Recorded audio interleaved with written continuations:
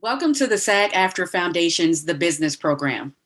I'm Tonja Renée Stidhum, writer, director, producer with bylines in The Root, GQ, Hello Giggles, Shadow and Act, and more. Before we are joined by our guest today, I want to let you know that SAG-AFTRA Foundation is a nonprofit organization that relies entirely on donations to provide emergency assistance and free educational programs to SAG-AFTRA artists. This conversation is made possible thanks to the generosity of our supporters. Over the past year, the foundation has given over $6.5 million in COVID relief to more than 7,000 performers. If you are a SAG-AFTRA artist and need help, please ask. If you can help, please give. Information can be found in the description of this video. Thank you for your support. Now, without further ado, it's my pleasure to introduce Alzo Slade, W. Kamau Bell, and Kevin O'Leary. Hey everyone, how you doing today? Good, thank you. I'm well, thank you. Great. Yeah, I'm very excited to talk to you all.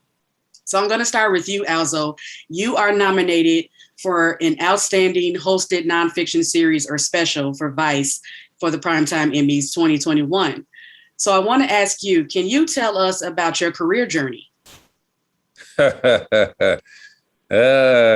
that's I don't come from journalism, actually. I come from stand-up comedy, and I was an adjunct philosophy professor before I arrived at Vice. And so it's the combination of curiosity, a love of people, and trying to make people think and laugh at the same time that got me to Vice. And I've been there for about a little over 2.5 years, and have traveled the world and met a lot of people, learned a lot about the world and myself. And now I have the luxury of sitting here on a dope panel talking with you folks.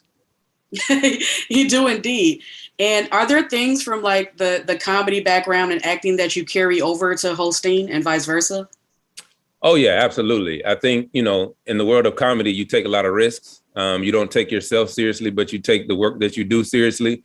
You take the audience seriously. And the thing about comedy is it can be disarming, and having the ability to disarm people in a way that allows you an entry point into them as a human being is very helpful, because many times you can engage folks that, will seemingly disagree with you because we cover a lot of polarizing issues. And so if I have to sit down and talk to the Grand Goblin of the Ku Klux Klan, then I can use some sort of humor to engage him, because you just need one little slither of access, to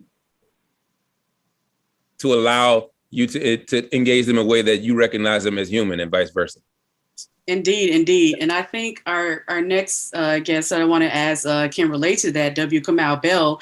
He is nominated for Outstanding Hosted Nonfiction Series or Special for United Shades of America. So Kamau, how have you correlated your stand-up comedy career to your hosting talent as well? I mean, I'm just going to say ditto to what Alzo said, except I'm not as highly educated or as good looking, but basically we have the same career. We have the same career, except exactly. Same category, everything. He got more academic accolades and better genes. Sorry to blame my parents, but yeah. Not true, but and now I realize we're competing against each other. Man, this is going real poorly for me. At least I'm the world's greatest dad. He's already acclaimed, guys. Yeah. And he talked to the Klan. Man, this is really going poorly for me. I mean, I think that, my career is just a tribute to the fact that, like Alzo was saying, is that you can start in one place and end up in a completely different place. I could not be a little kid going, one day I hope to have a TV show on CNN, because that was not a thing. I hope to be a comedian with a TV show on CNN, but I just kept sort of living my life and following my nose and taking critical feedback and checking myself every year to be like, am I walking forward or am I walking backwards? And then eventually end up in an office with somebody who goes, do you want to have this? Do you think you can make a show here? And it's so, it's just a testament to the fact that the media world has changed so much in the last 50 years that shows are possible now that would not have been possible. And thankfully that leads to a lot more representation in these shows. It does. And that's highly appreciated. And of course, Kevin, who actually has a twofer for Emmy nominations, nominated for Outstanding Host for a Reality or Competition Program, and nominated for Outstanding Structured Reality Program for Shark Tank. So Kevin, we all know you as our money guy. So since you have this financing brand, and wages are definitely an important conversation to actors, I wanted to ask you, what kind of advice do you have for working actors to remain financially secure, especially in this current economy? Well, I just want to state from the beginning, though, that I didn't start as a finance guy. I'm a baby boomer, and I wanted to play in a rock band, and I'm a guitarist, and I never made it. And my stepdad said, "You're going to starve to death, buddy. You better get a job." And my first job was a film editor on an 8-plate Steenbeck, which some of you may remember before there was any video. I was cutting film for the networks around hockey. So I'm an artist, a starving artist in the beginning, and then I got into this finance thing and it kind of worked out for me. So I'm pretty happy about that. And my advice to artists is you got to really think about the value artists have today. And I talk a lot about this in terms of my portfolio of companies. I've got 34 companies. And 2 years ago when I used to teach at business schools, I still do, I used to say, the only degree you want, number 1 is engineering, number 2 is engineering, and number 3 is engineering, because that way you'll be able to pay for this education. Here's what I'm saying now. Since the pandemic, and I've never seen like this, the number 1 growth in my cost to all of my companies today, writers, videographers, editors, animators, web designers, sound technicians. Why? Because the entire world has gone digital. You got to tell your story in 59 seconds on Instagram or on TikTok or on Facebook or on LinkedIn or on Twitter. And we pay now, I used to pay $30,000 for an editor annually. Today, I'm lucky if I can get somebody for 120 grand. And that's the value of artists and editors and storytellers just exploding. Their time has come. So if you're an artist today and you're sitting in an arts class, Mr. Wonderful wants to hire you. Call me, because I need great storytellers to actually make business work, because people aren't buying stuff anymore in retail. They're buying it online, not just in America, everywhere. And now artists are worth a ton, not just in creating content, but also being able to understand how to make it from scratch so corporations can take that talent and use it to sell product and services. That's my 2 cents. That's a very valuable 2 cents. And that actually is a great way to piggyback to my next question. As this industry has shifted and evolved, what kind of challenges have you faced navigating your career? I'll start with you, Alzo. Challenges, as a Black journalist, you can, especially, with what has happened in the past year in this country, you can easily find yourself somewhat pigeonholed in a space that where you are only telling Black stories or stories related to Black folks. And it's bittersweet, right? Because and I will say this, preface this with this, like, at Vice, the Vice show that's on Showtime, I'm not the only host, right? There are a variety of hosts there, white, Black, Latinx, and with the number of stories that came out around BLM, like, I was hitting it, and I was loving it, but it takes a physical and a very emotional toll on you. And so you have to be careful and, protect your emotional and mental well-being in a way that you can continue to do what you need to do and serve an audience and give them what they need. But also, kind of spread your wings a little bit and let the world know that you're not just a reporter for Black issues, But then it's like, if I can be completely honest, it's like, well, I need to go tell this story because I don't know if I trust anybody else to go tell it. You know what I'm saying? Preach. Okay. Yeah, that's really real. And even Kamau, I bet you can relate in that, especially like it's in your title, United Shades of America. So you have to be like, we're around it in this way. So what kind of challenges have you faced? I mean, I think the challenge I face today is that Alzo's saying everything that I normally say, so now I got to find different answers. Yeah, keep coming to me first. No Yeah, pressure. exactly. I'll switch it up next time. My challenge today is that I've been replaced. I hope I can produce United Shades of America with him. This is how you find out. Like, for me, the challenge of the last year was going out and making TV and not catching COVID. That was my number one objective, was to go out into the world, make the show United Shades of America, talk to people, have intimate, revealing conversations, and not bring COVID home to my family. And so as I went out last year, that was literally the thing I said, that as far as I was concerned, the season was a success. If I didn't get COVID, mission accomplished. So everything that happens on top of that is the bonus. So getting an Emmy nomination is like, I wasn't even thinking about Emmy. I was just thinking about not catching COVID while still telling the same types of stories. And also, in the last year, as Alzo was saying, I feel like I had to sharpen our approach. We had to be really clear what we were talking about, because everything felt more clear and more dire. Every show, I think, had to sort of figure out, are we going to talk about COVID? Are we not going to talk about COVID? And if we're going to talk about it, how are we going to talk about it? You know, I watched Shark Tank. Even they had a lot more COVID-related projects and talked about people making their companies during COVID. So I think that was the challenge, is like, how do you tell these stories in a way that feels relevant and not like just more of the same news that you might get on watching the news? Yeah, that's a great point, because I'm also a fan of Shark Tank as well. So Kevin, what kind of challenges have you experienced during this past year, especially with COVID and seeing these storytellers, but also being a storyteller in your own right?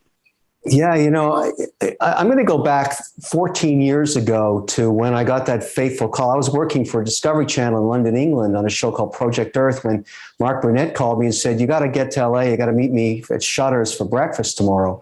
I said, what the hell are you talking about? I'm over in London. He said, no, you want to hear this. And I did. And he basically sat down with me and said, you know, Kevin, I'm casting for this show called Shark Tank, and I'm looking for a real asshole, and you're it. And I said, what do you mean, Mark? He said, don't go changing.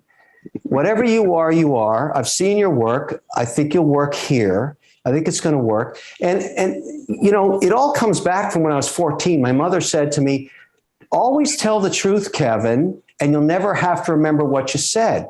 Now, sometimes people don't like the truth. They don't want to hear it, and it makes them unhappy. And I get the mean shark thing. I'm not mean. I'm just telling the truth. And I think my message, you know, for my career has always been, stay true. I never thought about that thing my mother told me when I was 14. It came very relevant later in my life, because that's what I do. I just tell the truth. If you don't like it, too bad. It's still the truth. And I think for me, it works. So I think my message to everybody is, be who you are. Don't go changing. That Billy Joel lyric, he's right. You gotta be what you gotta be. And if you're an artist, people smell bullshit a mile away if you're not real. And that's definitely the way the world is now, with all this social and everything else. You gotta be yourself. That is absolutely true. And that's a great way to pivot to, what advice would you give actors who want to transition to different forms of on-screen work? So this time I'm gonna start with you, Kamau. No pressure. Yeah. Now I got to say something smart. Okay. No, I think the thing you have to do now is be the captain of your own ship. You know, don't wait for somebody to pivot you, pivot yourself, figure out things that you're interested in. I mean, there's no reason at this point not to have a podcast or a TikTok channel or a YouTube channel, or making your own content about the things you're interested in, because that's going to get more attention than sort of showing up to audition saying, I think I can do these things. So I feel like this is the time where we all have to be our own content creators, especially if we're in the arts. It's great if you can do other things and do those other things, but it's important to put out the content you want to see in the world. to paraphrase a Gandhi quote that I think he stole from somebody else. But anyway, you have to put out the content that you want to see in the world. You can't wait for somebody to give you permission to do it. Absolutely. And Alzo, can you follow that routine? Ditto to what Kamau said. I mean, I think that's some good advice. And, you know, personally, for me, I don't like people telling me what to do, you know? And so I had to figure out a long time ago how to do this thing on my own. And I've always said that, you know, like I know how to be broke. You know, it's when the money starts coming that I really need to be taught what to do with it. Maybe that's what, you know, Kevin can help me with. But it's taking risks, because the ideas that you have in your head are probably some dope ass ideas, but people are afraid to execute them. And then you look in this world, especially of like, Hollywood is like, well, I've been to, 3 or 4 different pitch meetings. I keep getting turned down. And then that's when I would emphasize Kamau's point where, look, if the establishment is not going to give you permission to do it, you have so many tools at your disposal to do it yourself. And it's like, I grew up in the South and cats were selling, cassette tapes and CDs out the trunk long before a record label came and gave them some attention. And when the record label came and gave them attention, they had to come with a deal that was much better than them receiving every dollar on each cassette or CD that they were selling. And many times they couldn't match that. So it's like, well, why would I go with you when I've been successful doing my own thing? I took the risk, I bet on myself, and I'm here, And so I would just say, take the risk, and emphasizing Kamau's point, maximize the tools that you have at your disposal. Absolutely. And taking those risks, that's very pivotal in this kind of industry, especially. So, Kevin, as you said, you're a self-proclaimed asshole. You don't take no bullshit, any of those things, right? So this probably isn't a hard question for you, but in what ways in your career have you stepped outside your comfort zone? That is a great question. And I think you achieve better things when you step out of your comfort zone, and it makes you, it gives you energy, new energy, because at least, you're not comfortable anymore. So your senses become far more, in tune. You're trying to figure out this new landscape. It's like eating lunch with your left hand when you're right-handed. You say, why am I doing this? Because it's different, and I've got to train myself to be able to do things that way. I love the idea of once you've become comfortable, the way you should look at it is you've also become predictable. And in our business, that's bad. You don't want to be predictable. You want people to tune in to watch you because they never know what the hell you're going to do next. And that's the way you should think about your career. Great artists never get comfortable, and they shouldn't. They're always trying to do something different, and their fans and the people that are interested in them, even the ones that don't like them, and I got plenty of those, still want to tune in and see what's going to happen next. And I think that's the key to success if you're an artist. Don't be predictable. Don't get comfortable. Keep moving forward and try different stuff, and you'll be rewarded for it. Even critics will reward you for trying something different. They don't like you. And so I think death to an artist is predictability. It is indeed. And what about you, Kamau? In what ways have you stepped outside your comfort zone, whether that's hosting, whether that's comedy, anything in the industry? I mean, I think a lot of times it's taking chances that you don't even know that you can get offered things and be like, oh, that's outside of my lane. I don't know if I should do that. But I think I've started taking those chances. So I certainly did not get into comedy to end up being a documentary director, but through the choices that I've made and through the thing, because I had United Shades and people saw me as someone who's producing this show, I've been offered chances to direct documentaries. And the first time somebody offered it to me, I was like, I don't know how to direct a documentary. And that person was like, I'll help you figure it out. And so basically I got paid to learn how to direct a documentary. So for me, it's like not being afraid to take chances. Sometimes you have to sort of take a chance on yourself, but sometimes somebody else will take a chance on you, and you can't let fear hold you back in that moment. Indeed. That's a message for everyone can take home right there. Yeah, follow that, Alzo. Yep, follow that, Alzo, because you was about to ask me a different question, weren't you? Oh, damn. You did mention about taking risks. So was there a specific chance or a specific time that you were like, hey, I took this risk and it paid off? Well, I when you're a comic and you have management, they send you on these auditions, and I imagine, folks in SAG, we all can relate to that. You go to, hundreds of these things. And so when I went to do a screen test at Vice, it was just another audition. I had done some background research on the folks that they had told me I was going to be speaking to. But once they brought me in, I'm having to do walk and talks. I didn't really know what a walk and talk was. I'm having, to read prompter. I had done a little bit of that, but it was all within the scope of comedy, right? And so here I am this is a news organization. Like, these folks ain't trying to be funny, So, it was a step outside of my comfort zone in that respect. And I think what helped me a lot was just my genuine curiosity, but my first week and a half on the job, this is when Brett Kavanaugh was going through his hearing and his testimony, and the office was buzzing. Everybody moving, trying to figure out, what are they going to do, assignments and this. And I was just trying to kind of tuck away.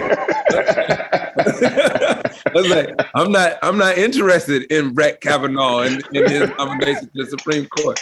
And they're like, Alzo, you need to get out there. And I was like, out where? And they sent me to an airport in Nashville, Tennessee. And I spent 10 hours just in the airport talking to people as they watched the hearing on a big screen in the food court. And it was kind of like one of those welcome to the NFL moments where, players are like, man, when did you recognize you were in the NFL? It's like, when I got hit.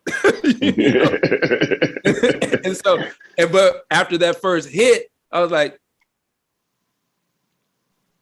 I just talk to people. I'm curious about people. And they're going to pay me to talk to people and ask questions and to learn. I was like, this is it. This is it. But it wasn't easy at first. It's kind of like growing that beard, when in the middle stage it's scraggly before you can edge it up. But, after a while I could edge it up and I was clean, I love that analogy because I'm like, the same thing with natural hair, right? So you get that awkward stage and then suddenly that new growth. That new growth, right? So I totally relate. And that part about like going into this this journalism spot, this news reporting spot, that's a great way to pivot to my question to Kevin. Like, as you all know, because you're nominated for your skills, hosting combines several elements of acting as well as reporting, journalism, research, all those things, right? You got to combine all these things. So Kevin, how do you approach this set of skills? I always, when I'm in a situation where I'm doing Shark Tank or I'm involved in something else that's on television, I always ask myself, what does the audience want me to ask? What would they want to know? Because I'm their vessel, I'm here in the moment. And I kind of list 3 or 4 things that if I were sitting watching the thing we're making, I would ask these questions. And, I've been doing TV a long time. And I've learned with all the professionals we work with, you can tell when you're making great television because the staff, the crew, the sound guys, the lighting people, the caterers, the makeup team, if they're watching the line feed on that monitor, because in a Shark Tank, we've got 200 people on that set. There's a lot of people there. If they're watching the line feed, I'm making great TV. If they're bored out of their minds and they're just making television, not watching it, we're screwed. So we got to bring our A game every time we roll tape.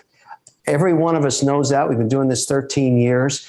There's no free lunch. You can't fax it in. You got to be there, and you got to ask yourself, what does the audience want to know? What about this product? What about this idea? What would they want to know that, that person sitting watching this, because I got to ask it for them. They're not here. That's the way I look at it. That's a great way of looking at it. I love that, that the people looking at the live feed, right? If you got their attention, you got them. It's very true. And Kamau, what about you? How do you juggle all those skills to approach, your hosting? I mean, it's funny. I don't think I even understood that I was the host of a show until maybe the first time I got nominated as the host of the show. Like, because I just thought of it as being like, I'm on this show. Like, I didn't think of it as being the host. And then later, as I've done the show longer and longer, it's been like, to me, the most important hosting on the shows, on the kind of show that I do, is the stuff you say before the cameras start rolling. When you walk up to that person and say, thanks for being on the show today. I appreciate you for being here. Would you like something to are you comfortable with this chair? Would you like to get another chair? Would you like a pillow on this? The stuff that you do to let them know that you're a human and not just the host of a TV show. That's the most important hosting stuff. So that when the cameras roll, they feel like you're a regular person. You're not from TV or from Hollywood. Yeah, definitely. That connection is very important. And also, what about you? How did you juggle those set of skills with your hosting? Well, advice it's a bit different because, in one season there are about 16, 18 stories, and I'm not hosting all of them, and so when there are pitches flying around, there are things that you're interested in, and there's a whole talented crew of hosts, and so we'll be in these meetings, and it's the job of the team to figure out, if I pitch an idea, obviously it's my story and I'm going to host it, but some people just come with stories that they're interested in, and I may pitch something that I know that this is not for me, but it's a dope story, and so I would echo both what Kevin and Kamau said, but in addition to that, in the space that I work in, I think it's crucial to know what it is that you're good at, when you should talk, when you should shut up, because as a host, that's important too, because a lot of people think hosting is just talking, but most hosting is about knowing when to shut up and just listen, and it's mostly about listening. So when you finally get to the story, it's about listening to the people that you're speaking with, and to Kevin's point, it's about listening to the audience that for us is not there, but you kind of anticipate what they would want to know. But also, even before we get to the stories that we're shooting in the pitch meetings, just listening to recognize who has what skill set that could facilitate this story being told in the best way possible, And so as much as I like to think I'm a cold host, I'll sit back and I'll watch my colleagues and I'm like, that story, I wish I did that story. But then I watch it and I'm like, I couldn't have done it the way that they did it, So for me, it's about recognizing, just to reiterate, it's about recognizing the things that I'm good at and the things I bring to the table, my strengths, my weaknesses, and trying to learn from the folks that are on my squad to get better. Yeah, absolutely. And all of you have similar, aspects of your journey, but you all have distinct journeys. So Kevin, as far as hosting legends go, are there any that you looked up to? I have a lot of appreciation for people that put it out there on television, period. It's not as easy as people think. And I think you don't know that till you try it. And so, somebody, I can't remember who told this to me probably 15 years ago. It was very simple when I was starting my journey and the whole Mark Burnett thing and the stuff I was doing Discovery. They said, it's impossible to get on television and even harder to stay on television. And for anybody that's taken that journey and has figured out how to do that, I applaud them, because it's really hard. And I always say this, that nobody cares what you did last week or last year. It's what you're doing now and today and the moment you're live. And when,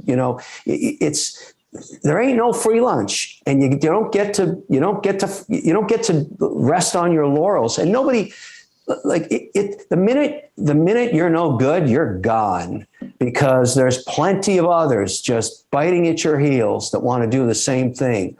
It's a crazy industry.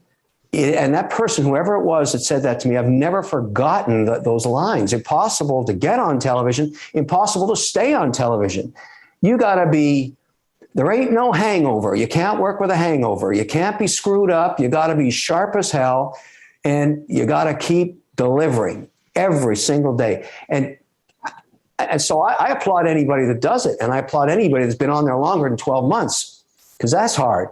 And it's anybody that's been nominated multiple times, you're the king, baby, because that ain't easy. It just ain't easy. And unless you're there, you don't know. And so it's you can't buy your way onto it. There's nothing you can do except be really good when that lens is on you. Indeed. That is very true. It's like, oh, you thought breaking in was something, like try to stay in. I've heard that too as well. And Kamau, is there any hosting legends that you looked up to? Anyone that you're watching right now that you love? I mean, for me, like, yeah, I've talked about this before, but like I was the guy who would sit on my then girlfriend, now wife's couch back in the day in Oakland watching Anthony Bourdain on the Travel Channel, being like, how do you get a show like that? And so to then end up in a place where you're not only in the same network, but my show was The Follow.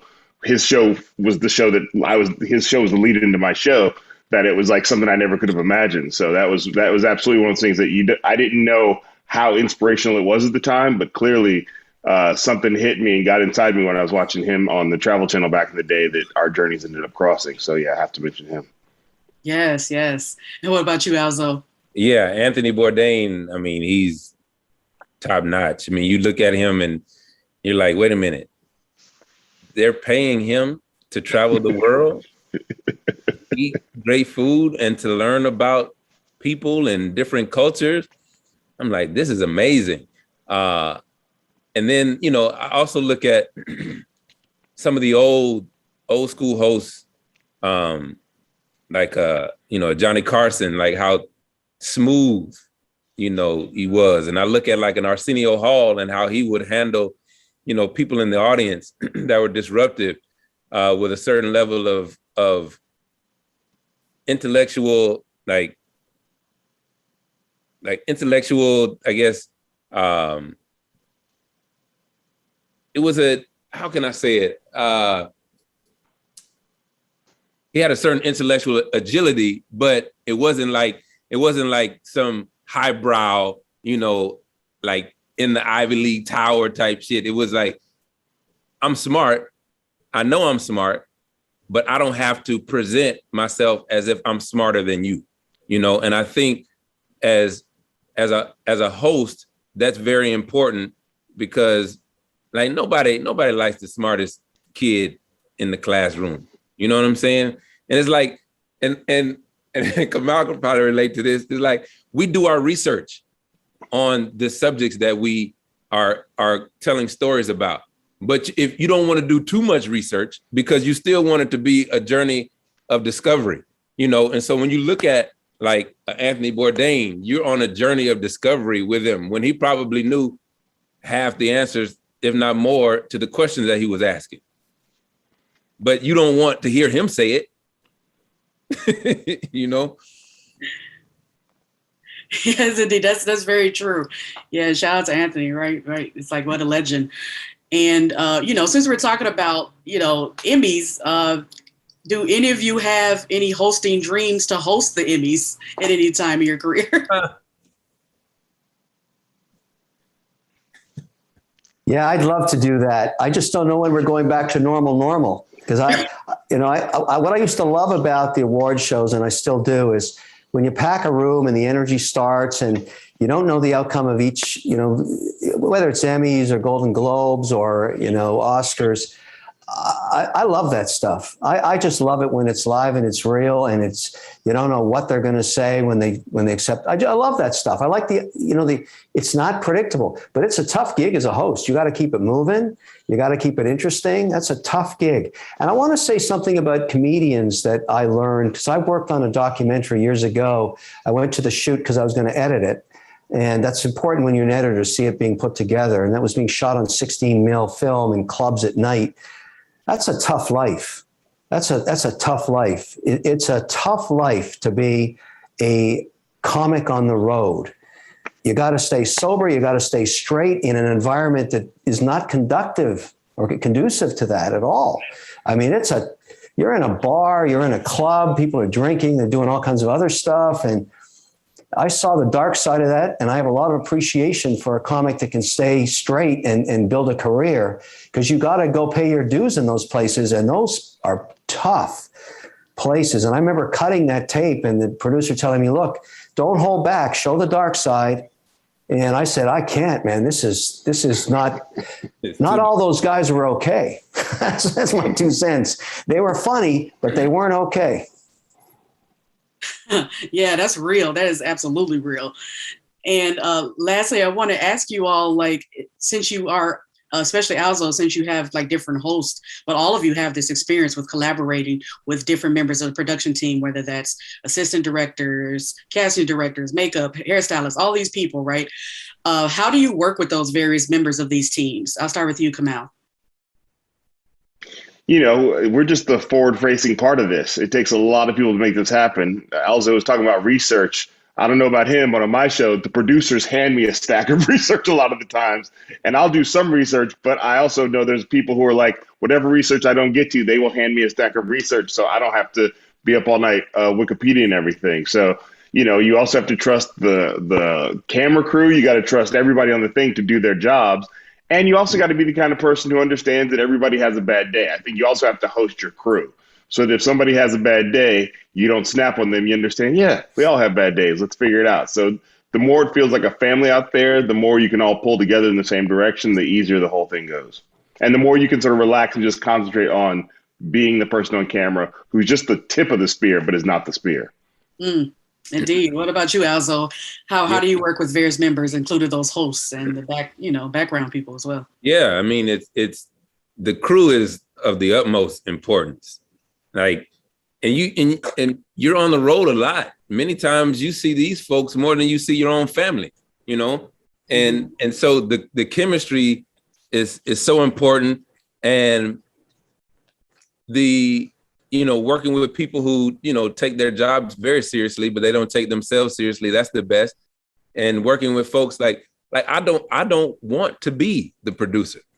I don't want to be the camera person. I don't want to be the sound op, but none of them want to be the host either, And so as long as each one of us puts our best foot forward with regard to our role and responsibilities, then it comes together like a nice recipe of gumbo. It's right, And I think it is very important to like the small things. It's you're the host, and for some reason, like you're the host, you are the talent, right? And they treat talent, like we're up on this pedestal. It's like, bro, you see them Pelican cases over there, and this DP is by themselves trying to load this stuff up at the Delta check-in, and you just sitting there on your phone. Man, you better put your phone in your pocket and go help them with that tripod. Because then they're gonna start souring on you, and they're gonna be like, oh, this dude is a diva. Next thing you know, and the whole chemistry is off.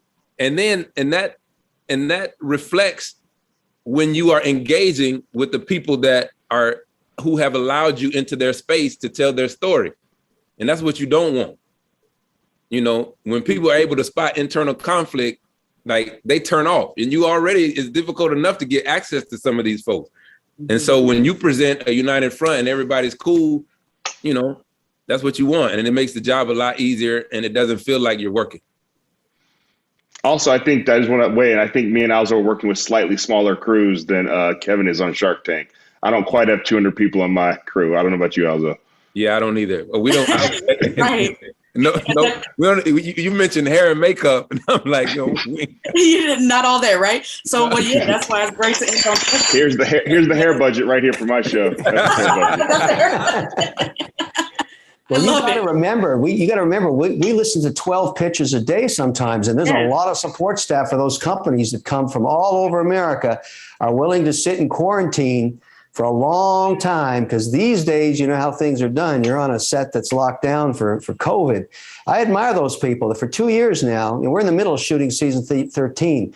They got it rough. They got to really be locked down, away from their families, wait days and days. And when they finally get on that set, they're ready to rock. I got to tell you, they came for a reason. Oh my goodness. It is. It's like, what a journey. I mean, like, first of all, 13 seasons, and then like filming this long, right? But yeah, y'all dropped some gems today. Absolutely. Very, very valuable. So what I want to end on is everyone telling the audience where you can find you, where you can find your show. So Kamau, how about you start? United Shades of America on CNN, on cable on demand, and also on HBO Max. Awesome. Alzo. Yes, we are Vice on Showtime. You can find us on Showtime, the network, and also online. And Kevin. Shark Tank, ABC television, Friday nights.